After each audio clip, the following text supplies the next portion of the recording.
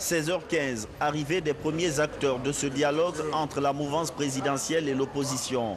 Mais le suspense durera encore 4 heures chrono avant la signature de l'accord final. Derrière ces portes, chaque camp travaille sur les derniers petits détails. Interdiction à la caméra de tourner à l'intérieur.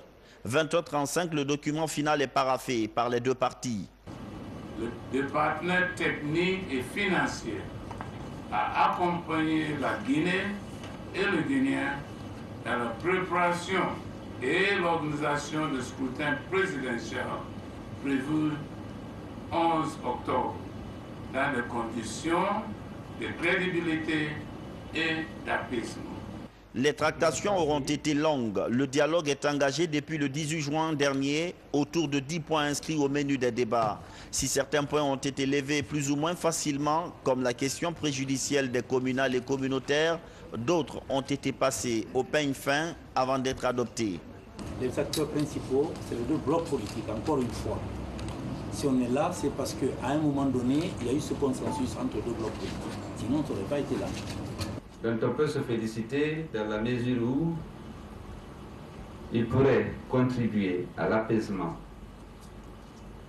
et à faire en sorte que le dialogue et la concertation soient privilégiés désormais. Ça n'a pas été facile.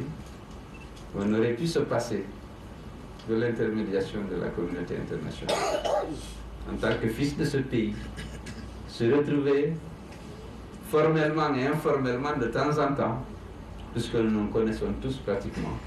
Je crois que le président de la République, le professeur Alpha Condé, avait raison quand il a engagé son gouvernement, je crois le 10 juin,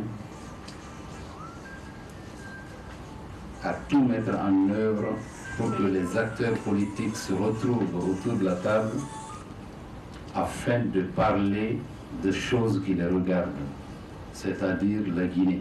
Ça a pris le temps que cela a duré, ça a pris le temps que ça a pris, mais nous avons abouti à des résultats. C'est ce qui est le plus important. L'initiative du chef de l'État paye enfin. On se souvient de sa lettre adressée au Premier ministre, instruisant de créer un cadre de dialogue entre les deux camps.